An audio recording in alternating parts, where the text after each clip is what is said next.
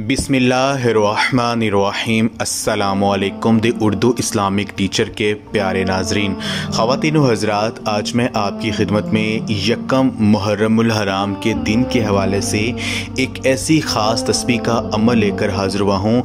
ये तस्बीह अगर आप पढ़ना शुरू करेंगे तो यकीन मानिए आपके घर में रिज़्क़ की बारिश होना शुरू हो जाएगी। अल्लाह तबारक व तआला की जो गैबी मदद है उसका मौज़ा होगा और हर कोई देख कर ये कहेगा कि काश पहले हम ये तस्बीह पढ़ लेते। तो मेरी बहन और भाइयों, यकम मुहर्रमुल हराम के दिन हज़रत उमर फ़ारूक रज़ी अल्लाह तआला अन्हो की शहादत हुई।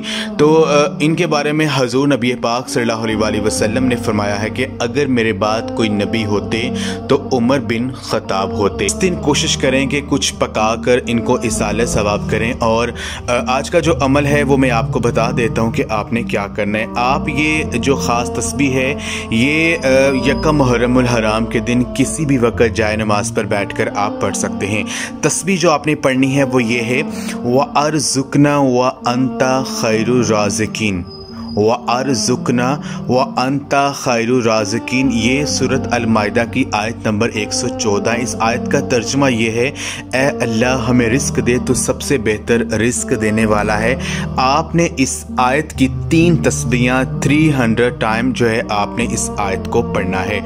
जब आपने इस आयत को पढ़ना शुरू करना है तो पहले आपने दरूद इब्राहिमी जो है वो आपने पढ़ लेना है। दुआ मांगने से पहले भी आपने दरूद इब्राहिमी जो है वो 3 मरतबा पढ़ लेना है। तो इस ख़ास महीने में जो है ये अमल जो है यकम मुहर्रमुल हराम के दिन कर लीजिए।